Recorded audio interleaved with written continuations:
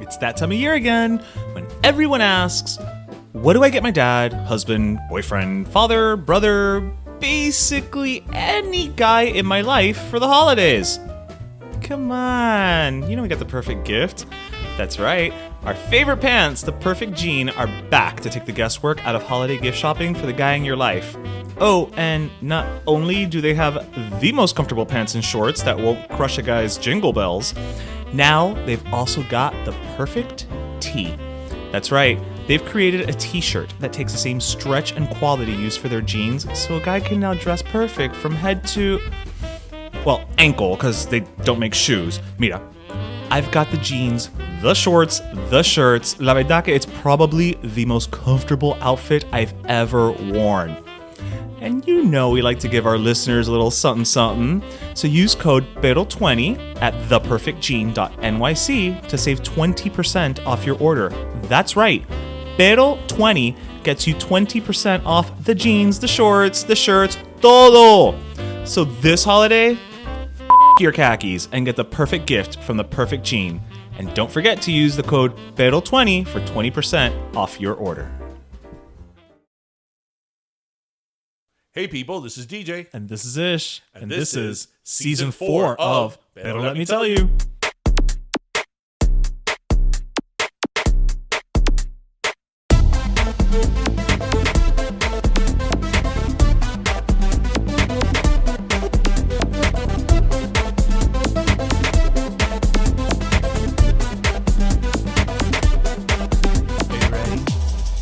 Ooh, is that Santa? Felicidades. Felices Pascua. Merry Christmas. Happy New Year, because we're not Noel. gonna be here for Happy New Year. New Year. Oh, Felices Reyes. Verdad, los Reyes Magos. And Kwanzaa. Happy Kwanzaa. So many holidays. so many? Hanukkah. Well, it's almost like if that's why people say Happy Holidays. You think? Welcome, everybody. Welcome to our final episode of Season 4. Yes, sir. Episode 187. We made it through Season 4. Yes, we made it through 2021. We made it through 2021. Wait, we made it through 2020. 2020, I feel, was a bigger feat. That's than true. 2021. That's true. 2021 is just like the cherry on top. I mean, 2020, we did half of, well, us and everybody else. We did half of the show on Zoom, so Yeah. That was fun. that was interesting. And now oh my God, it's going to be 2 years of COVID. Yeah, next March. Yeah. It's crazy. Welcome, everybody. Welcome. Welcome. But okay, so I have to say, I want to say Christmas extravaganza, but it's not. it could be. Why limit ourselves? I know. Actually, you know what? On that note of Christmas extravaganza, though, I did get you a little gift. You did. I did get you a gift. I got you a little gift. I literally saw it yesterday. Wait, am I going to open it live on Yes, the show? you're going to open it, and I'm going to take a picture of you so that we can post Wait, it. hold on. Wait. You need to get me a hat. Because I Okay, we'll take the picture after. But Okay. but yes. So describe to our listeners. Okay, what, so the gift wrapping paper is from my favorite Christmas movie, A Christmas Story, and it has the lamp, the soap, Ralphie in the bunny costume. Yep. It has his brother Randy. It has a broken this great gift wrapping paper. I love A Christmas. Do you like Christmas Story as much as I do, or do I take the? I mean, I love it. I can quote it. I can pop in at any moment of the movie and know exactly what's going on and the dialogue and everything. So I mean, I don't know as much as you, but I love it. at least a lot. I made such a point when I went to Cleveland a couple of years back to go to the house. Oh, that's right, you did. I absolutely love Christmas Story. It's just so, well, I mean, why everybody likes it. So nostalgic and so Yeah. just of a simpler time. Yes. Okay, let's see. So Let's open it up. Live. Yes. I'm opening up the Put it closer to the microphone so people can hear the wrapping being torn. You know, it's an audio medium, so we have to be, you know. El caldero. El caldero ornament. I have an ornament of un caldero. Very unique. Where did you get this? I found that at Navarro. At Navarro. Wow. Something told me you're not going to find this at Macy's.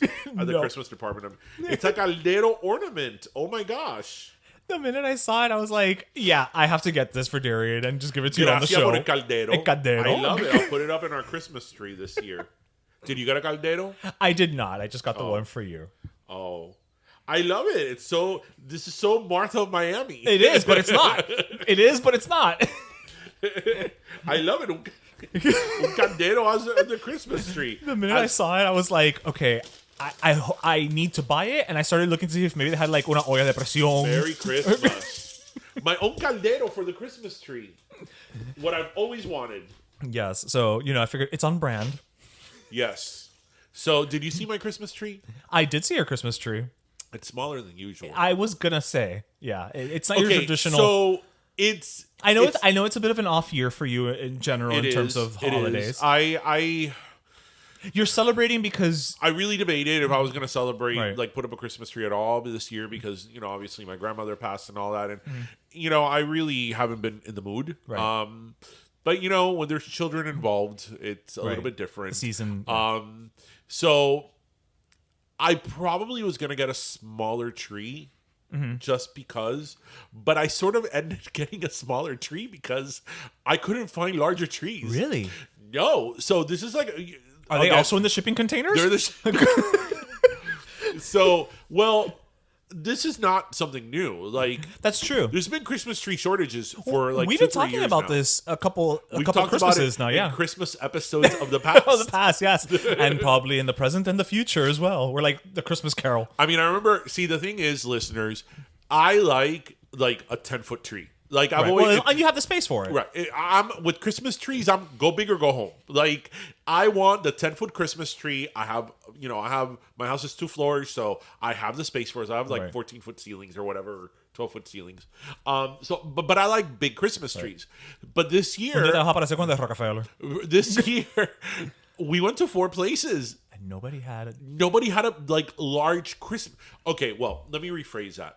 Home Depot had Christmas trees that they stated were 8 feet. But of those 8 feet, 2 of those feet was that stick in the middle. You know the stick at the top where you put the star in? Oh, that everybody ends up cutting? Yeah, everybody ends up cutting. That's like 2 feet of the tree. Right. That's wait. The tree that I got is supposed to be 6 to 7 feet tall. No, I'm taller than that tree. Right. Porque they count it's like from the very el punto end al punto. La cosa se sale en el medio to the end. Right? So it's like, and the body of the tree, like the mass of the tree is under that. So it's not really 6 to 7 feet. Right? Yeah.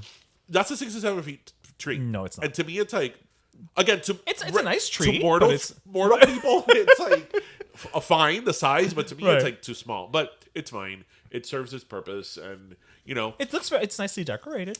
Yeah, and I did something a little different this year with it, and but yeah, like it was hard to find a big tree, and they were very expensive. That tree was $75. That tree was $75. Yes, sir.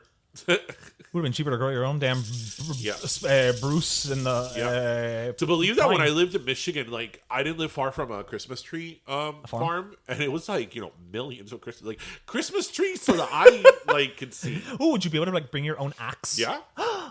Did you ever do it? No, because I never. Oh, that's right. You guys. I would always come at the end of the term, so I never celebrated Christmas over there.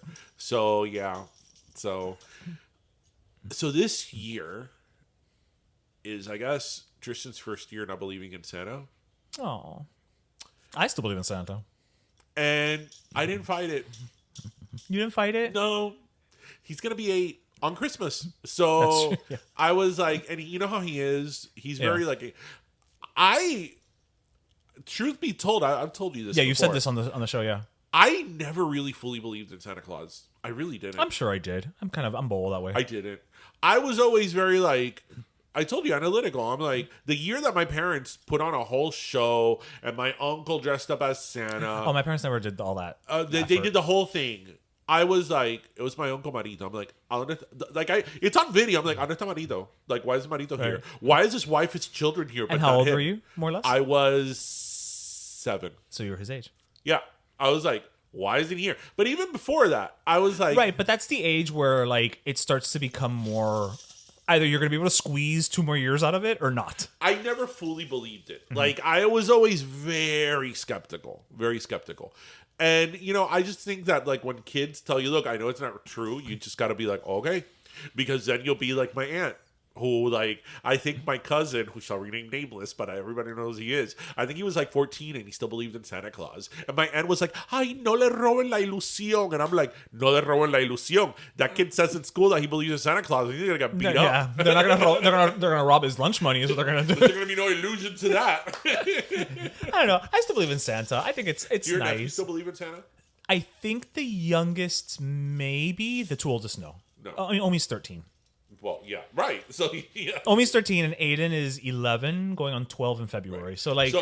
So I told Tristan, I'm like, okay, if you don't believe in Santa, that's fine, but don't be that kid. That's the important part. Yeah. Don't be an asshole. Yeah, no, and he hasn't. That's what I'm saying. You can not believe or whatever, but don't be an asshole about it. He hasn't said anything. Okay. I'm like, don't be that person. Right. That then, you know, the parents, your son told me that, my daughter that there's no Santa. Then you have to go to parent-teacher conferences about Santa Claus. The audacity, blah, blah, blah, blah, blah. So, you know. It's funny because I sort of like that the circle of parents that I've made friends with at Tristan's school, they're sort of like me. They don't really give a fuck. Oh, really? Yeah, they're sort of like...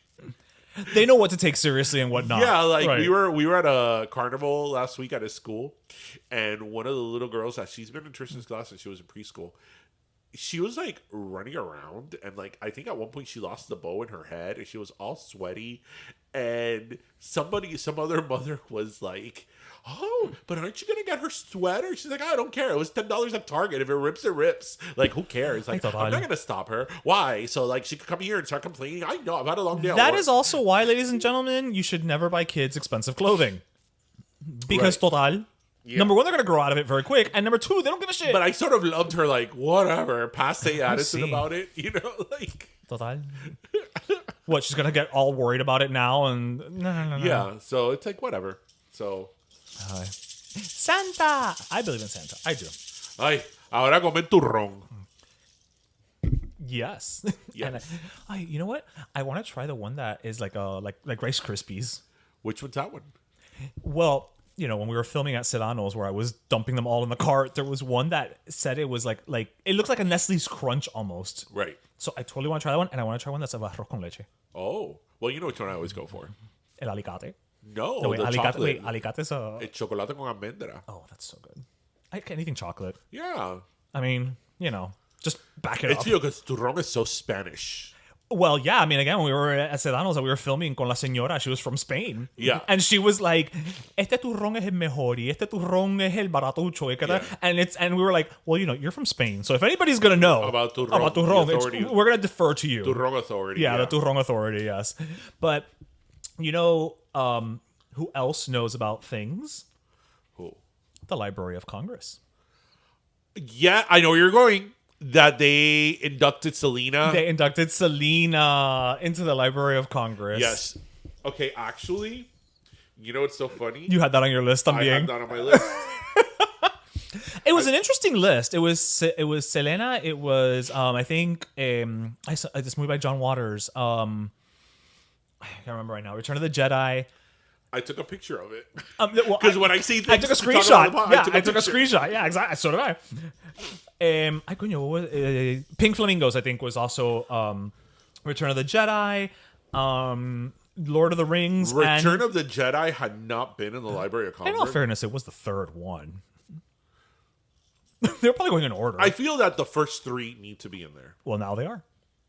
Or the first three. Or the last three. The original three. The original three. Let's go with the original. No, now it would be the middle three. That's what I'm saying. The original three. Right. The original three. Right. And Nightmare on Elm Street is also in there. Those were not in there? Apparently not. So they were inducted into the Library of Congress for cultural and historic significance into the National Film Registry. You know, I don't get Pink Flamingos. The movie. I've never seen it. I have. You have? Okay, I've never seen it. Despite being run over by John Waters almost twice in P-Town, I have not seen Pink Flamingos. No. That's with Divine. Yes, but John Waters, right. It's his movie. I sort of see what he was trying to do. Right. I guess it all depends. So well, he was celebrating trash. So Pink Flamingo is a movie by John Waters it's from the late 70s, and it featured I guess one of the first like really Mainstream drag queens. Divine. If you don't know who Divine is, if you see a picture of Divine, you'll know who Divine is. Yeah. Big drag queen, like heavy set with like really arched eyebrows. Very arched. Sort of looks like a villain, right? Yeah, very Ursula looking. It looks like a cartoon character. Well, actually, Ursula, the visuals of Ursula was based on Divine. Oh, really? Yeah. Oh, well, there we go. Yeah. Well, Yeah, full circle.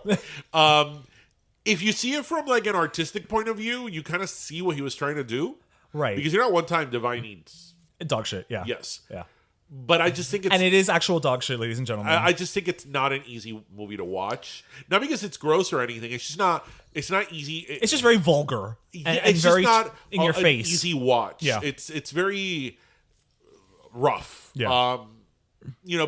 Because there's some movies that have very serious subject matter, but they have a flow to them. Right, like this one, Requiem for a Dream. Schindler's List, Yes, yeah, exactly. Right, there's a flow to it. Right. There's a narrative. A narrative, Yes, exactly. yes. A narrative. This is like all over the place. Oh, it's just a bunch of scenes, right? So you could see it. I mean, when it's an art installation, I guess you could see it, but whatever. But going to Selena, which is the real reason we brought this up, exactly. So I feel that Selena, the movie, is like the little engine that could. I agree. Because I feel that movie, from a cinematic perspective, is not. It's very plain. It's almost. very. It's a well-made movie. It's not a rom-com, but it's like your typical kind of rom-com caliber. That's like very garden variety. It's a middle of the road biopic, right? Exactly, right? But there's just. I feel that the movie Selena is one of those things that the movie, it's bigger than the sum of its parts. You stole the damn words right out of my mouth. Yes. Because it's just, when you put it all together, it's like magic.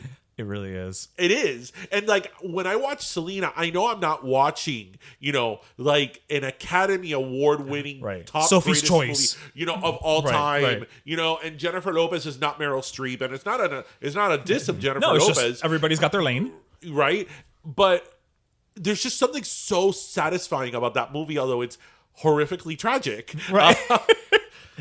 There we go. I still, to this day, hope maybe it'll end different. I hope she catches she catches the rose. Yeah. Like every time. Yeah. That's just, and I feel that movie, the older that it's gotten, because it's going to be 25 years next year of the movie. Like, I feel the bigger it gets, hence. Right, where it's the the Congress. Night Owl Drive-In. Next year's the 25th anniversary. Use your connections. Get J-Lo down here to host it, for a celebration. You know what? That would be a great movie to watch in a drive-in. Right, because it's music. I remember. You know where I saw that movie? And you have to have pizza. You know where I saw that movie? I saw that movie in the theater. I saw it at the Palace. I think. Was I with you? I don't know if you were with me, but no, you didn't. Because I feel like I saw it at the Palace too. But then again, at that time, we all just went to the Palace. Yes, but no, that's when we started going to the Palace. No. I mean, that was like the theater the of Palace, the moment. At that time, that was the first movie theater I went to that stadium seating. That's right. Right? Because stadium seating was like a late 90s, early 2000s thing when it came out. And it had the THX, thing. So, like, the concert scenes were, like, crazy. Yeah. Like, good in that theater.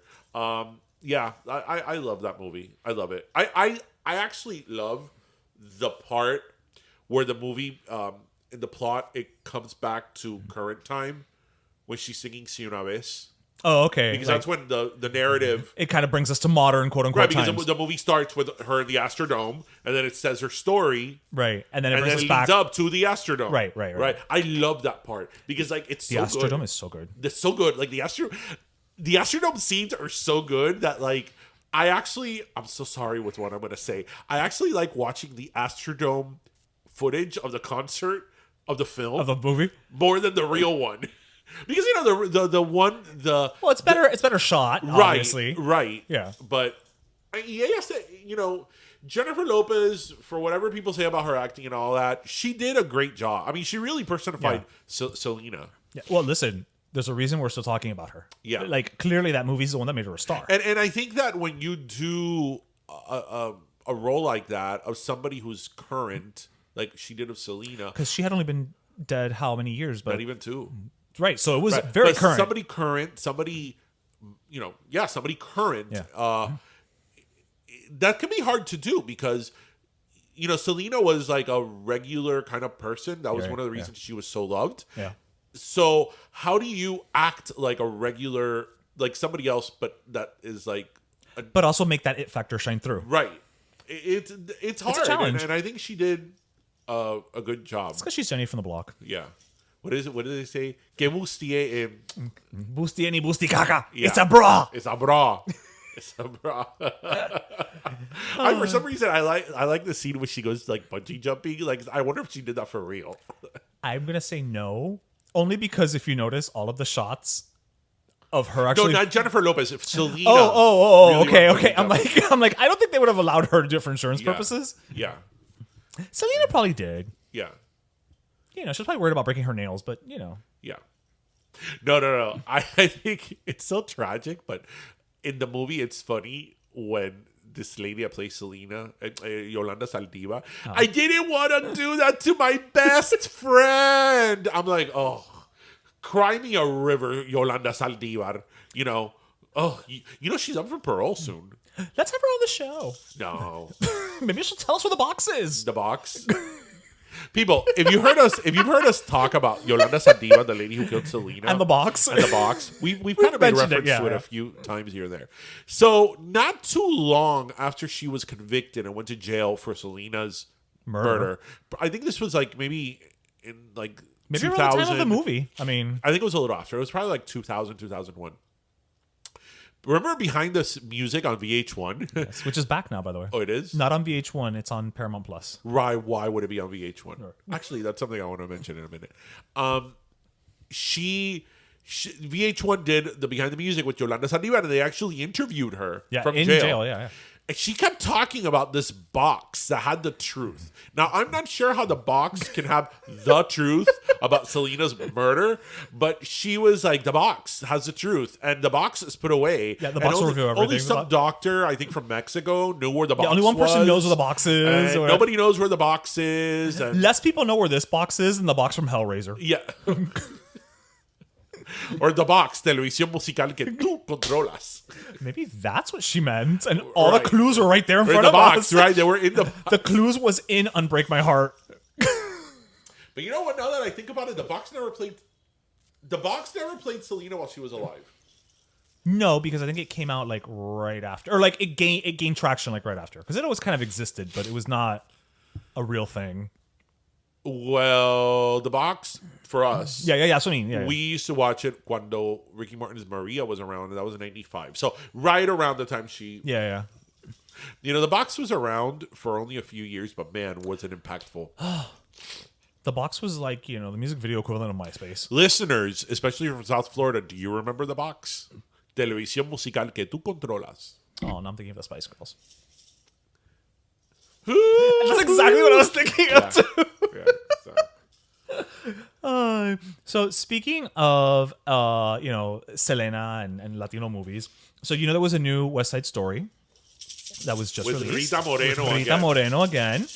And anytime we have Rita Moreno, let's talk about her because we love her. But so I was listening to this podcast by NPR called Pop Culture Happy Hour, and it's a daily podcast. They review different things in pop culture, as the name would imply, and they talked about West Side Story, the remake, right?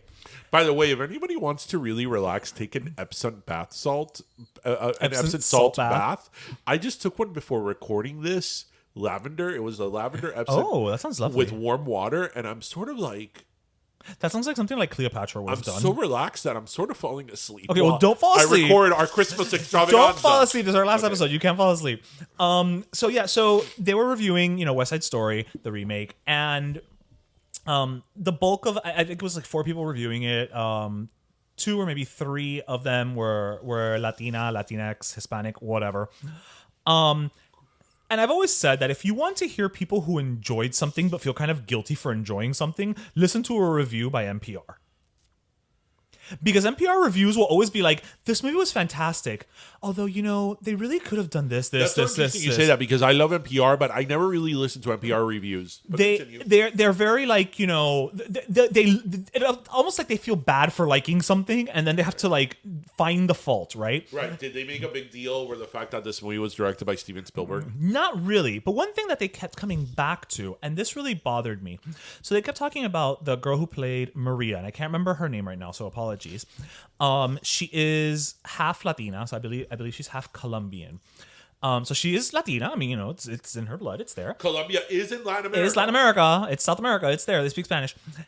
And yet, one of the things that they kept referring to and coming back to was how, well, you know, the girl who plays Maria didn't really look like, you know, the other Latins in the cast. And, you know, she didn't really have, like, her skin was a little too light and a little too this and a little too that. And I was like, I'm sorry. Am I really listening to a bunch of Hispanics basically call this girl out on not being Hispanic enough? Also, what does a Latina look like? What is the shade a Latina has? Well, because the original movie, I saw a video on this Natalie earlier, Wood. was Natalie Wood. But the original movie, Rita Moreno, who is Puerto Riqueña, born on the island, they had her darken her skin with makeup. And she would say, but why do I have to darken my skin? I'm Puerto Rican. This is my skin tone. I'm from the damn island. Like, what?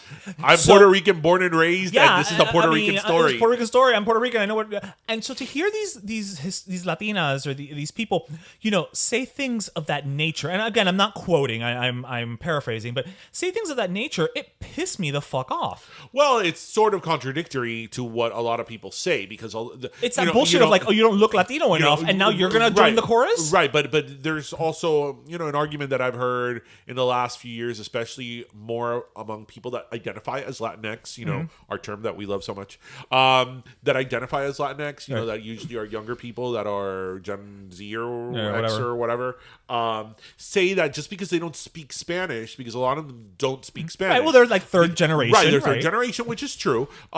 Just because they don't speak Spanish, you know, doesn't make them any less. Doesn't make any Latin, and there's certainly an argument to be made about that. Right. So it's like you can't have it both ways. Like, right. you know, I don't think that you have to speak Spanish to be Latin, right? But you can also be like, okay, well now she's not Latin enough because she's just half Colombian, you know. The whole thing was like, she doesn't look like the other Latins in there, and it's like, bitch, what does a Latin look like? I mean, unless she's Colombian and she was fair-skinned, blue-eyed, and blonde. But still, you know? right. But that's. But then you're playing into the whole stereotype bullshit. Right. But I could see how they could say more about like the whole thing of light skin, which she's not. But it contradicts to everything we say about being Hispanic or Latin that. It's not a monolith, and we come in all sizes, shapes, and colors, and shades, and all that. Especially, you know, Puerto Ricans. Absolutely. You know, Puerto Ricans. You know, there's Puerto Ricans that are very fair skinned and blonde, and then there's Puerto Ricans who are darker, and it's just like Cubans. It's just the way it is. Just like Cubans. Yeah. You know, my mom looks Swiss, and she's, you know, pero que no abra la boca. Right. Exactly. Yeah. There's that. How have the reviews of that movie been? They've been kind of mixed. The reason I ask and the reason I mentioned Steven Spielberg is because on NBC.com, NBCnews.com, an editorial, you know, my love for editorials. What are the odds? Where somebody was being critical of the movie in something similar but different that, you know, was directed by a white man. I mean, look, there's an argument to be had there, and there's definitely something to be said about that, sure. But let's not kid ourselves. The majority of the power in business is still held by white men. And if a white person wants to put our stories front and center, and which I found out today, I was watching a little 30-minute biography on Rita Moreno. He went to Rita Moreno. He asked her to be part of the production.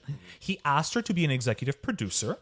They went to Puerto Rico and they met with various different groups. Yeah, they did. So we're also, like I said, there's an argument to be made for what they're saying, but we're also not talking about a white guy who's just like, you know, I don't know, grab a bunch of Hispanics and they all have to talk like this and that'll be fine. Like, this is somebody who clearly demonstrated his dedication to trying to get as authentic as he could. I've always told you, I think that obviously this could be said of, you know, different groups, whether it's African Americans, LGBT, Asian. They're Asian. There needs to be more representation both in front of the camera and behind the camera. We've said this all the time. Right. There has to be because, a lot of times people make the argument Oscar's so white.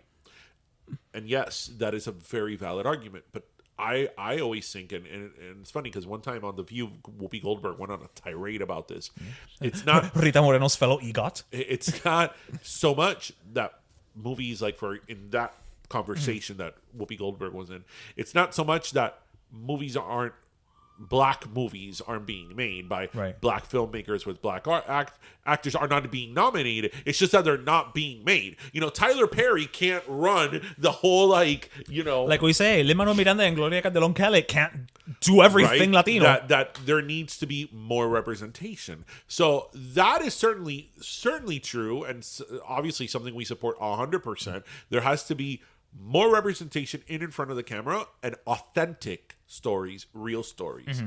With that said, I'm not going to be mad if somebody who's white produces a movie about, let's say, Cubans, as long as they set our story correctly, they did their research, they had the right people involved, and it's all the best intention. It's all well, not even the best intentions, because sometimes what's the saying? The road to good hell, intentions. The road to hell is led with good intentions. I don't mind our story being told by someone else. Obviously, yes, you prefer it being told by one of yours. But I don't mind being told by someone else as long as they get nuance and they get it right. One Day at a Time is a perfect example. Right. And One Day at a Time, they were a Cuban family. Most of them were not. None of them were Cuban. None of them, yeah. But who was the showrunner? Yeah, Gloria. A Cuban. Yeah. So I don't mind actors that are not Cuban acting in a show that is written by an authentic, real Cuban. So the storylines, the experience, the nuances, the sayings, the details are authentic. I rather that what gets that's me the upset, battle you're gonna pick. Yes. What gets me upset is when they get it all wrong. And many times they do. Right.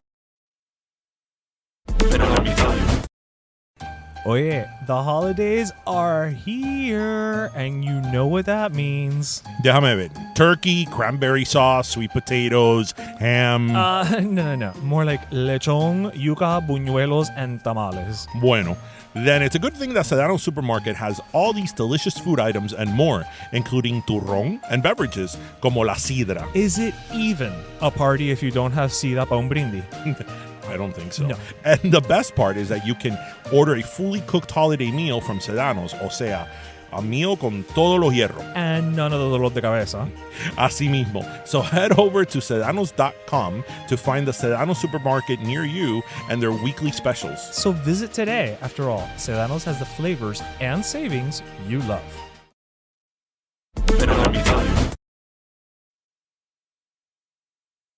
Right? Many, many times they do. That's what really upsets me. But, I haven't seen... I haven't seen it either. I haven't seen it yet. I haven't seen the original. I haven't seen... Como te dije, the only song I know of West Side Story is A Boy Like That because of Selena. I know that I said San Lázaro. This episode's premiering on El Día de San Lázaro. Que viva San Lázaro. Oh, is that what you say? No, no. Que viva Chango. Okay. Which is Santa Barbara. Do you know about my first San Lázaro party? At Melissa's mother's house? So this is worth saying, especially since it's Christmas and we're debuting on El Día de San Lázaro. Yes, and we're a Cuban American podcast. So, I mean, yeah. So, listeners, believe it or not, even though I'm Cuban, in my family, in my immediate family, nobody was into a saint. You wouldn't even put for La Caridad Cobre or anything like that? For example, my grandmother, till the day she passed away... my grandmother's name is Caridad, so they put... My mom's middle name is Caridad. Until the day she died, my grandmother had in her room a little thing of San Lázaro that's 3 inches tall. A little thing of San Lázaro. And I think she would light a candle to San Lázaro on his day. 17th of December. But nothing, other than that, nothing. Okay, right. I did not grow up going... Oh, no, me neither. Right, No. Going to... Yeah, tú ponías una velita o una ofrenda. Right, going that's to it. La Víspora, is that what they call it? I believe so. De San Lázaro or de Santa Bárbara, which is December 4th. That was all very foreign to me. I think when I was a kid, we went to a Santa Barbara party because somebody that we knew was having a party and we went, like one of those things, but it wasn't somebody who was right. Like un primo, un tío. Or, it wasn't none of my aunts, none of my uncles. Again, I think I was like the one Cuban family that nobody was into that much of a saint to like to do a party. To do a party. Right. None. We didn't have the statue outside in the little castle. Yeah, no. Una velita y ya. Nah, yeah. But then when I turned, when I was in college, we have a friend that her mom is very... Wait, the first time you ever went was in college? You didn't go when we were like in high school? No, it was college. You never went when we... I didn't know this. No, the first time I went was at our friend's mom's party. Yeah. I was probably like 21. I was well in college. Oh, wow. Yes, that was the first time I had gone. So I was like, why is your mom wearing a skirt that's like looks like a bag? It's a burlap. It was a burlap skirt, right? Yes. Why are And then when like midnight came around, I remember that everybody got around to San Lazaro, right, to pray, right. And then a couple of viejas started getting what they call el santo. Le estaba entrando el santo, yep. And I was like, "Pero qué le pasa a ella?" Like, le está entrando santo. Again, I wasn't familiar with this, right? I didn't grow up with this at all. And my mom will tell you, nosotros somos católicos. Nosotros no, like, right? I did not grow up with this at all. And so I was like, pero qué le pasa a esa vieja? Like, why are they like doing that little dance? And I remember I stepped out because I didn't want to be disrespectful either. Right. Because I found it hilarious, right? And I didn't want to be disrespectful, so I just stepped out. And I was like, pero qué pasa aquí? Like, what is going on here? It amazes me how you have those blind spots. Well, again, I didn't grow up with that. But I didn't either. But wait, so when was the first party you went to? Like in high school? Well, was it one of your friends? Well, no. No, it was Melissa's mother. Well, you got invited to Melissa's party before I did. You only beat me to it by a couple of years. Okay. That's why I was like, wait, college age? I was in college. I remember what I wore. I was wearing a Banana Republic gray shirt with I even wore a jacket, like a blazer, like a jacket, because I'm like, it's like a nice party. Well, respeto al santo. Right, and there's so much purple. I like purple. Right? It was like, this party's not about Prince. It's about San Lázaro. Oh, because San Lázaro's color is purple. I didn't know that. Prince. I'm like, I didn't know that. I didn't know that his color was every purple. saint has their color. Right, but then it all came because I remember I was like, oh, that's why my grandmother, next to her little San Lázaro, again, little miniature, little thing, tiene una espiguita that's purple, that's dried. Right. Oh, purple. You started putting the things together. Yeah. I never really quite got the skirt. That was because the thing with the skirt is that was a promesa that she had made. Right. I don't know the context of the promesa, but that was essentially, if you, I'm assuming if you bring good health or whatever, I will do this. But it's funny because then it all like when I started learning more about this, that's what I'm telling you. It was we were a Cuban anomaly, right? That I was raised with this. When my godmother came from. Was that the one that looked like B. Arthur? No, came from Cuba. I was 7. Okay. 7? I was 7. And my godmother was one of these people that she came from Cuba through Panama and like one of those things in Costa Rica. She did like a Latin American tour. Yeah, they lived in like Mexico City for like 6 months and Costa Rica. She toured Latin America more than the Spice Girls. Right, before they finally made it to the U.S., right? And when she came, she dressed for 1 year in red. And as a kid, I was like, ay, ¿por qué tú siempre te viste de rojo? And it's funny because she made a promesa to Santa Barbara. She did. As a kid, I didn't know that. Right, That's not something my parents talked about, right? And again, it's strange because she's very much a Christian, and a lot of times people that are very into like more established religion, like very Catholic, very Christian, they usually don't steer off into like they go the path of the Vatican, shall we say? Right. They don't steer off into like worshiping a specific saint. Yeah. But she did a promesa. So it's funny because like the first when she came, she was my godmother. I had always heard of my godmother Norma, and oh my God, Norma's here, And Norma's always in red. And all those pictures of like that first year. Always in red. Norma's in red. Like my birthday party from head to toe, or just always had something in red. Red, completely red shirt, red pants, red shoes. Right. And now looking back on it, it's as you said, she did a promesa de Santa Barbara.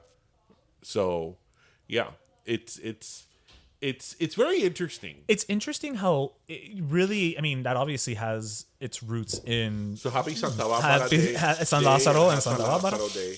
But that has its roots in, the Afro-Cuban, religion and like all that worshiping of the saints. All that comes from Africa. But it's interesting because for the most part, unless we're talking about like, people who were into like Santeria and all that, for the most part, like the people that I think we know who will do things like that, like a promesa and this and that, are not into Santeria.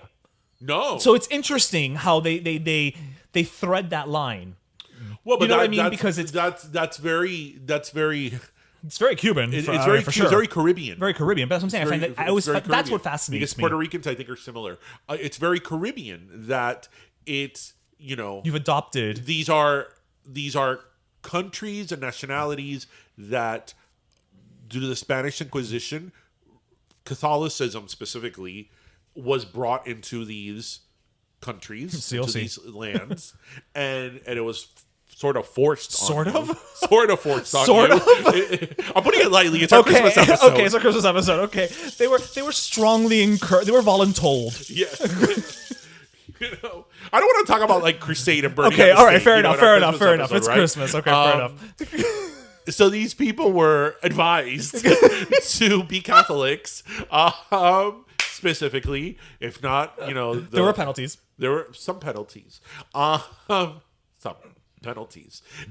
but then you also had a very big mixture of African culture, right? Because of slavery, right? So it was like those two worlds collided, and then we ended up with the Santero Catholic. Yeah, it just fascinates me how because they acknowledge that whole element. ¿Y qué te dice un cubano? No, yo no creo en la santería, pero tengo respeto. Well, listen, I heard something yesterday that I think there's a whole Que Pasa USA episode. Yes, there is. But if there's a Que Pasa USA episode about it, then it's true. It's relevant. It's relevant. It's relevant to our whole culture. It's all culture. But I heard something yesterday that I liked it as a saying, and it says, whether or not you believe in fire, if you put your hand on it, it will burn you. Yeah. So you know what? Let's be safe than sorry. Oh my gosh. Speaking of that, so not too long ago, I was at the Dollar Tree by Sunset and 117. Okay. And the one that's not allowed to sell food. Yes, that one doesn't have food. None of the Dollar Trees I go to sell food. So I was at the Dollar Tree, and to the left of it was, they had like, ahí in the plaza, they had a bunch of like little leaves, like a little plants, and have an herb garden. And I was like, oh, let me see. I was looking for, what was I looking for? Was it sage? Or was it basil? I was looking for a specific herb that it's been a little bit hard for me to find at like Home Depot or at like the nursery. And when I started getting closer, I'm like, oh my God, there's a botanica in this shopping center, which I would have not thought that was a shopping center that had a botanica, because that's not. It's traditionally not what we think. Sunset and 117th. Like that's not what I would think is prime location for una botanica. Well, but you never know. Listen. And then I was like, when I saw them, I'm like, I don't know how I feel about eating herbs from a botanica. Well, they've been blessed. Right. They could go one of two ways. So I was like, I'm not going to take a 50% chance on it. Well, I don't think most botanicas sell things that are already cursed. You don't think they're cursed? Well, no. I think botanicas sell things that are in their purest form, and then it is up to the person who purchases it and then does, the incantation or whatever as to how it will be used. Right. Do you know another? Now, so I felt very weird. I know nothing about Santeria, but that's me. I felt very weird buying culantro that I was going to have during dinner from a botanica. Actually, now that we're talking about this and we're talking about our friend, again, things that I didn't know. I remember that one time she was talking to me because this is, the one friend we have that her parents or her mom was very into this, and she's sort of into it and not, but sort of, So she was that reference, what I didn't have growing up in terms of my family. This was who, right? And if you're Cuban or from the Caribbean, we all have that person. Anyway, I remember that one time some years ago, she was working someplace at her boss or a coworker was giving her a hard time, and I actually took her to a botanica in Bird Road. I do not know this story. Yes, I even have a picture of her with like a bunch of flowers and stuff. And she was gonna do some cocimiento. And one of the things she was gonna do that's once she mentioned it to me, then I kept hearing it from other people. Which this blew my mind because again, I didn't grow up with this. I didn't grow up familiar with this. Was the whole thing that if somebody's giving you a hard time, you put their name in like on a paper glass, and then you put it in freeze to freeze it? Yeah. Yes, I was like, you're gonna freeze a person's name. She's like, see, I see. Like she explained it to me. Okay, that means you were not paying attention because they did that in Que Pasa USA. They did? Yes, they did. There's a thing where no, they did, but they didn't. It was, I think, but they did it with like a glass of water. It's the person the person you. I remember the honey bath. Okay, yeah, the honey bath for sure. But I think it was like if you put the name of a person you like in a glass of water, and if it comes up, and Yeah. Okay. And I was like, you're gonna freeze you're gonna put the person's name in a paper and freeze it? Yep. So you can ice them out of your life. If it was that easy, I can. Listen, eso no cuesta nada. I mean, let's be honest. That's like. And again, it's all these things that growing up. And make sure you do it in an ice tray so that afterwards you can at least. I love that in our Christmas episode we're talking about like all this stuff, like the people that in their house tienen un vaso de agua en una repisa. Oh yeah. And I remember as a kid when I would see that at random people's house, I'm like, why did you leave a cup of water up there? Yeah, they're so forgetful. Up all the way in the top of the shelf. Porque hay un vaso de agua. Now that you're saying that, I was listening to this. It either that's for purification or it has your dentures. Or there's only two options. Yes. I was listening to this podcast about the life of Lucille Ball, and right before she died, she asked her daughter Lucy Arnez to go to her house and bring her some things, and one of the things that she asked her to bring was agua florida. Oh yeah? Yeah. So is agua florida like blessed?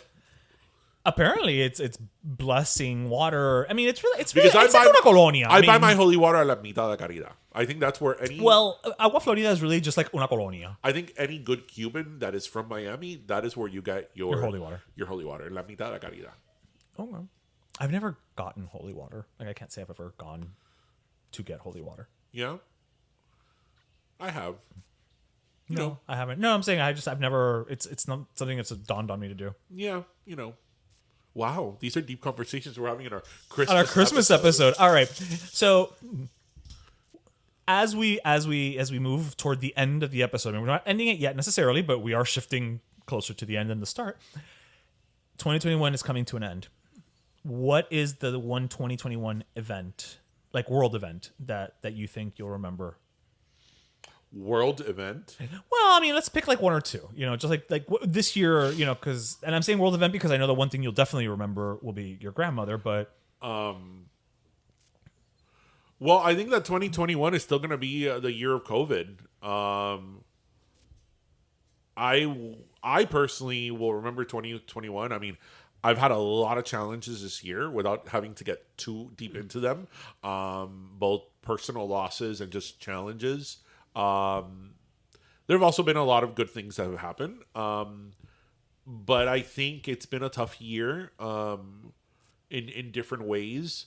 I think that, we're living in a very weird time with COVID now. And it's sort of when something is normalized, in this case, something negative, that's a really big deal. Because our life is very different now than it was 2 years ago. This is sort of how, like, we've talked about this several times, like after 9/11. Right. Like... Taking your shoes off at TSA if you were lucky enough that you didn't know, or didn't have a family member that died in 9/11, that, we were fortunate enough that we didn't. It didn't have a personal connection to it. Although obviously as Americans, we felt it and we cried and we, that day defined me or defined us.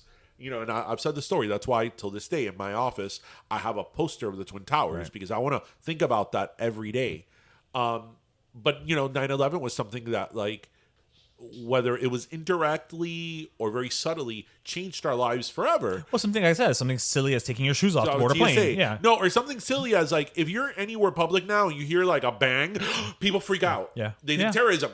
That's what you think of automatically. Before you just thought it was a car backfiring. Before you didn't think that. Yeah. Before, like, I said explotó algo. Like, yeah, whatever, move on. Something fell, Yeah. So I think that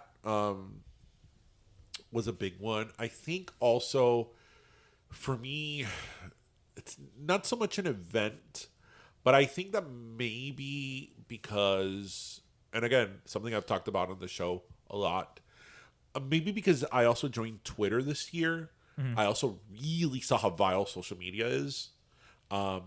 Because I've said it before, I joined Instagram in 2015, so I was very late to like the social media party.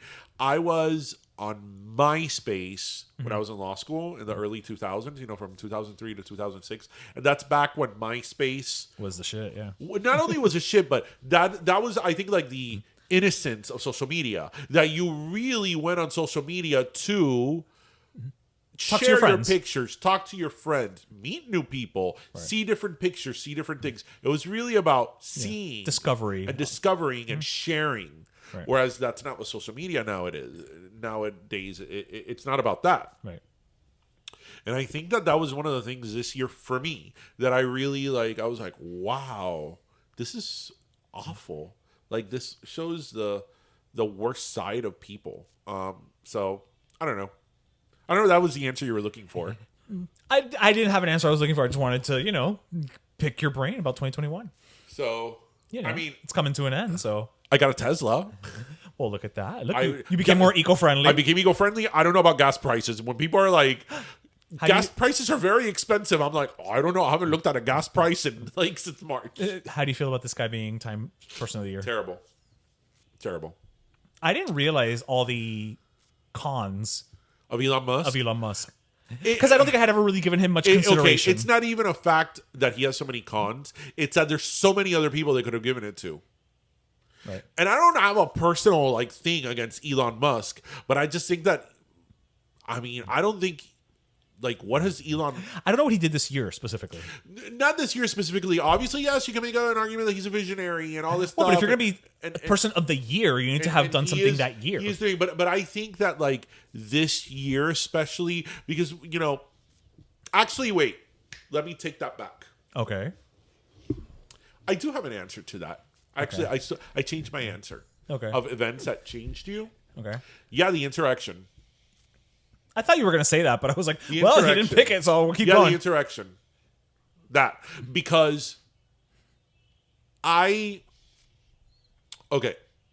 I've always been very, just by the nature of who I am, I've always been very interested and well-versed in politics and in government and law and American history and all that. That's something that's always, since I was a little kid, fascinated me. I was like that kid that at 8-9 years old, I had the World Book Encyclopedia, and I learned every single president just because, because it was there. I very naively, I would think that will never happen here. That wouldn't happen in the U.S., we have a constitution. We have law and order. That would not happen here. Right. And I was very wrong. And it did. And not only did it happen here, but the worst thing about it is the worst thing about it was that not only was the president okay with it, and a lot of people okay with it, there's still a lot of people who justify it. And a lot of people have conspiracy theories about it. No, it was Antifa, or no, it was this, or no, it was that. We didn't come to a consensus as a country and a society that this is wrong. That they breached the Capitol. They wanted to hang the vice president and kill the speaker. We didn't come as a consensus as a society to condemn and a this nation action. And be like, well, no, this can't happen. We don't do that here. Ever again. We don't do that here, right? That's what happens everywhere else. Right. We don't do that here. And the fact that we didn't come to that consensus is very scary. So yes. But I got a Tesla. But, to bring it back to Elon Musk. I don't pay for gas. Yeah, gas. I have to tell you. I don't drive much, but yeah, when I have do. to tell you, and this is not an ad for Tesla. It's an ad for EV, for cars, because there's a lot of other electric vehicles. It really is amazing. I'm still amazed driving in your car. It really is. It's not even the technology, but the fact that I have a car that doesn't depend on gas. Like, I just come home, plug it. It's just so weirdly quiet. It's just so quiet. Well, you know the noises it makes are artificial. So that you don't feel completely weird? Well, no, because like when you reverse, it goes, it sounds like a rocket. That's an artificial noise because according to the Department of Transportation, the car has to make some type of noise. Body side. Right, exactly. So, it's like when they put the smell in gas. In propane. Yes. So, I mean, it really is quite incredible. Like, gas is not part of my life. I just, it's just not. plug it in and when I get to house. And it really hasn't made my electric bill higher. No? Nope. I mean, if it has, it's been a few dollars. It's nothing. It's not like when my electric bill went from $150 to $250. Like, it went up $100. I'm like, nope. It went up If it went up, it's a few dollars. It's not something that I really it's not noticeable. noticed. Right. And I mean, I went from having the most gas guzzler car. Yes, you did. Yeah, but you know what's funny though? Now that we're speaking about this, like the other day, somebody asked me, it's like, what do you like more, the Tesla or the Charger? I'm like, well, the Tesla is an EV and it's the future and it has so much tech and like I have Netflix, Disney Plus, Hulu, YouTube in my car. Like it's plus, yeah. All this stuff. But the Charger was so badass. I felt like such a badass driving the Charger. Now, was this question posed to you by your mother? No. Okay. No. But yeah, no, the Capitol. Yeah. January 6th. January 6th, yeah. January 6th, if January 6th doesn't scare you like 9/11 scared you, that's a problem. Because it should. It should. Because we were a hairline away from our democracy, the very essence of what makes our country being just gone. I mean, they wanted to hang the vice president, and they would have. I am sure they would have if they would have found him, or caused harm to. No, done something to them. Yeah. Yeah. And sometimes I think, God forbid, is that what it would have taken for like people to wake up? But no, because there's people who died in the insurrection. And that still didn't make people... And nobody cared. Listen, a bunch of kindergartners were mowed down in Sandy Hook and nobody cared. Do you think this is... And that goes back to social media. How in social media then everybody made up the narrative they wanted. You can have any narrative you want. So how about you? Well, speaking of social media, I'm going to choose to look at the positive. July 11th. Oh, yes. The same way that there was an insurrection, in this country that could have ended democracy. It was very moving and heartwarming to see the Cuban people finally kind of take that initiative that we know has been simmering under the surface and just make it boil over. And it was even better that we then had to become the gatekeepers of educating white people. Well, but I was going to tell you, July 11th, what to me was a double-edged sword. Because on the one hand, yes, this happened in Cuba. This was unprecedented. But on the other hand, for me, it also, I've always... Well, it reinforced a lot of things that we already felt. I've always, there's no secret in 186 episodes that, I consider myself, I've always a liberal and a progressive. I've always, since I was a kid, that's been my mindset. And it was very sort of disheartening and, frustrating to see so many people that I thought were kind of on my mindset, progressive views, not see the Cuba thing for what it really is and not listen to us, right? Because of their own grievances with the U.S. Which had nothing to do with the topic at hand. Hence, that's why we did the video that we did that went viral and brought us a lot of attention. So that was a good thing. Yeah, so that's a plus from 2021. Right? Because as I stated in that video, you tell us that we need to listen to people, that we need to hear them so we can understand them. Listen. Okay, I listen to these people. I listen to that people. I listen to this group. But now you need to listen to me, and you're not listening to me. because you want to talk about the embargo and you're mad at the U.S. and capitalism. You're preconceived, capitalism is whatever. evil and blah blah blah blah blah and all this bullshit that it's like you're letting your own biases and your own grievances. You're doing what you call people out on. Right. You're letting your own grievances, your own point of view, and your own privilege, because this is a very privileged position. Yep. Right? Because as I also said in that video, when you are when you're sitting at Starbucks on your MacBook Pro with your iPhone and life is, good and air conditioning, it's very easy to talk about the horrors of capitalism. It's very, very easy to say that, right? But now when you are living in Cuba, all right? So there's a lot of different types of privileges. And for me, it was just very kind of disheartening to see so many people that I thought maybe would understand our plight and understand our problems to just not only be quiet about it, Disregard it. No, even more than disregard it, argue with you. Well, right. That's what I meant by disregard. Like, just completely argue with disavow. you. I mean, how many people were we having discussions with on social media that were telling us what it was like to be the Cuban people. Yeah, the Cuban people. Oh, no, because that's not how it is in Cuba. I'm like, really, Sean from Connecticut? Like, really? How many bolsas of shit did you send to Cuba? Or my personal favorite, because if you're a white Cuban, you had slaves in Cuba. I'm like, really? My grandmother was so dirt poor that she grew up in an orphanage because they were literally starving to death. My parents, but come tell me how I was my rich. parents until 1976 had a dirt floor in their house. So please come and tell me. Come educate me on my family's life. Me about my parents' money. In Cuba, like please come and tell me. Like Yeah. That was again social media, because what do we always say about social media? It gives everybody a voice. Unfortunately, it gives everybody a voice.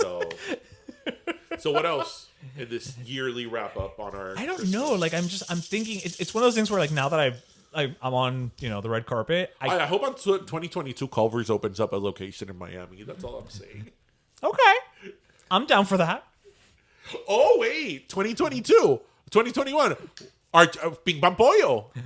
Coño verdad, which will be back in 2022, guys. We're working on it. We're figuring it out. But yes. Ping Pong Pollo, that's right. Ping Pong Pollo took off. And because we're not busy enough.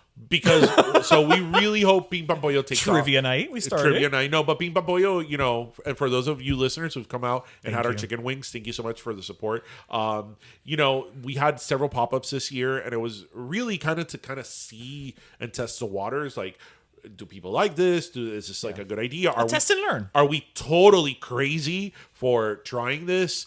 But no, I mean, we've had great feedback. We've always sold out. We've had such support from like people who've already done this, like Danny and Rosa from Sandwich. They're so supportive. Yeah. And Seth and Marcela. Yes, and everybody at Union Beer and Beat Culture who've been so supportive. So yeah, in 2022, hopefully we'll have, we want to do some festivals and stuff like that, and take it to the next level. Take it to the next level. As I say, we're gonna make moves. We're gonna make moves. So, what do you want for 2022? What do I want for 2022? I don't know. I know what I want. What do you want? What I always want. The only thing I really wish for. Health. The only thing I wish for, especially right now. Yeah. We won't even get into that. I mean, that's a good one. I guess just, just continued health and just continued wellness of, everybody I care about. And I don't think that you can ask for much more, because if you have that, then you're okay. Yeah. I know that sounds such a hippy-dippy answer. Yeah. I mean, look, 2021 was a year that Demi Lovato opened up a vibrator line. They did? Demi Lovato, don't you know about that? No. Yeah. Did Demi start the line for the extraterrestrials? No. You didn't know this? I did not know this. Yeah. It's like the Demi wand. The Demi wand? Yeah. Oh, how I wish I had gotten you for Secret Santa this year. That would have been a great gag gift. I mean, just be like, because you open it up, you're like, oh, Demi Lovato, and they'd be like, oh. We'll make a good massager, That's true, a good neck massage, like from Sharper Image. Right, man, do I miss a Sharper Image? I know. I would spend an afternoon. The chairs were so comfortable. Yeah.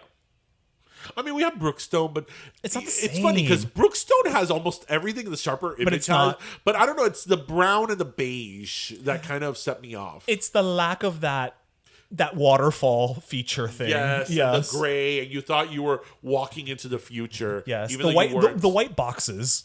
White boxes with black font. Yeah, even though you weren't. You weren't. But, why did the Sharper Image... You know why the Sharper Image closed? Actually, you and I were always on this because we would love to go to the Sharper Image and be like, does anybody really buy anything Well, here? yeah, nobody. I mean, ahí todo el mundo llegaba y usaba todo. La tienda estaba llena. Because everybody was on the chairs with the Right, massagers. but you never saw anybody walking out with the Sharper Image bag. Nope. Ahí nadie salía con una bolsa. No wonder they went back. I think that we just answered our own question there, didn't we? So, yesterday driving Tristan to school, I had like a really stupid moment. There was a rainbow. Okay. There's a lot of rainbows this week. Yeah, and I'm like, rainbows are such incredible things. Like, we just look at them and drive by them and we're like, oh, it's a rainbow. But it really are. Yeah. Well, they're God's covenant with us. Yeah. It's also one of my least favorite Mariah Carey albums, but, who's counting? But it has Ex-Girlfriend on it. Yeah, and it has the remake of... It has Heartbreaker. Huh? It has Heartbreaker. It does, but it has the remake of Against All Odds. Oh, the cover. Do you know what I always think of when I hear her version of that song, right? Okay. The concert that we went to of hers. Yeah. There was a gay couple in front of us, and when that song came out, they just started looking at each other and crying. Against All Odds. Yeah, I don't know if There was a story there. There was a story there, and that to this day, that tour was how many years ago? It was 2000. Right, 21 years ago, and to this day, I hear her version of that song, and that's the first thing I think of. Really? Yeah. You and I were at that concert. Yes. It was November 9th, 2000. Yes, that's where you had a moment. Oh, yeah. Well, no, I know that. I had a moment with Mariah. I did. There was a moment that... And I say that not because I say it because I saw the moment happen. I screamed her name, and she looked at me and waved at me, and we made eye contact. Yes. And then Ishmael was sitting next to me, and he's like, I saw that. And I'm like, I'm so glad you saw that, because otherwise nobody would have believed I'm the it. receipts. Yeah. I am the I had receipts. my moment with Mariah. Yes. I'm sure I had moments with Mariah a couple of years ago when she did that show here in Miami. My hair was still long, and I was in the front row, and I was jumping up and down like a maniac. That she was like, "Who's this large guy with long hair jumping up and down like a maniac in front of me?" And I was like, "Mariah, Mariah," and doing that giggle, that nervous giggle that I get. Oh, that you also do around expose. Yeah. Oh, by the way, have you got anything speaking of Mariah from the Mariah menu on McDonald's? So I got the McChicken. I got the Mariah McChicken. Okay. The merch was sold out. But it was like 10 a.m. So I was like, okay, maybe I didn't even try to get it. It looked cute, the beanie. I'll get it on eBay. It's like, well, I was gonna get it and give it to you, but I was on by like 10 a.m. and they're like, merch is sold out. Yeah, it was like very limited or whatever. So, but what did they send? Like 2 hats per store? Probably, darling. I haven't bought shit. I think it was McDonald's menus and well, the only reason I did it is because her menu is actually every day there's a free item, and then you just have to spend more than $1. Right, it happens a week that I'm not eating from McDonald's. Oh yeah, well okay, but I just ordered the small fries, which is like $2 and whatever, and then I got the free chicken sandwich. Right. Mariah's a gift that keeps on giving. She is a bargain. She is. I do need to go so they can give me like a few like bags that say the Mariah menu. I don't remember if my bag said it. They have them. No, I know they have it. I don't remember if mine said it. And then I'm probably gonna tell one of the kids that work there, hey, I'll give you $20 for your T-shirt. Because the T-shirts say the Mariah menu. Oh, and they have okay. her signature. So they will do it. Yeah. Be like, hey, start at 15. Huh? Start at 15. Don't start at 20. Okay. So gotta learn how to haggle. So as we come down to this Christmas extravaganza, whatever. So we want to thank you. Yes, you. Yes, you. Not the person next to you. You. Because we say this all the time. When we started this podcast 4 seasons ago, we never thought anybody was going to listen. We were like pretty sure that our friends and family were going to listen a few times and then be like, okay, we're done. Right. Thank you. And we've not only have we established a considerable amount of listenership. Is that correct? That is a word, yes. But we've also developed. I mean, I don't want to say a cult following, but we've developed a following from people that are very, very loyal to us and are constantly posting things about us. Ooh, I think I may have just literally on the fly come up with what we should call our listeners and our fans and our followers or whatever. Pero primos. Our pero primos. Our pero primos. Our pero primo. I love it. Right there. It's perfect. Okay. Our pero primos, who have been great and have been with us from the beginning, or even if they came later on, but post stuff about us, interact with us, and send us DMs. There's so many of you, and we really, really appreciate it. I mean, I wish we could thank each one of you personally, but we really, really appreciate it. We've been very, very lucky, in that respect, that because people have listened and people follow us and listen to us, we've been fortunate and blessed to have all these great sponsorships with all these different products and companies that have really been great for us, and we've been able to maybe give a little bit back with a coupon code or what have you. But all of this at the end of the day, even Ping Pong Pollo, is all because of the support we have received from you. So thank you. You don't know how much we appreciate it. Yeah. That's why we did this podcast. So whenever somebody sends us a message, like the most meaningful messages for us are, and it really does make our day when any of you get back to us and be like, oh my gosh, I live so-and-so. Yeah. I live in Spokane, and listening to you reminds me of when I lived in Miami, and it's like listening to my primos, or like when we get messages of like, oh my God, I listen to you on my way to work and you make me smile. Like that makes it worth it. That makes it worth it. It means the world to us. We don't take it for granted. We're not used to it in the sense that's like, oh, it's another person. We're still amazed people listen. Yeah, we still are. And we're about to enter year 5. Yes. So again, thank you. Yes. Yay, Christmas. So we're signing off for 2021. So wait, when will we be back in 2022? I mean, obviously it'll be splattered all over our. Yeah, we'll figure it out because I don't have the calendar in front of me right now. We usually come back usually at the end of January. Mid to late, yeah. January, maybe January 28th, 2022. That's a Friday. We'll figure it out. We'll let you know. Don't worry. You will know. But we will be back at the end of January. And we'll be posting, of course. Right. We always continue posting, even if we're not having live episodes. And this is actually the perfect time.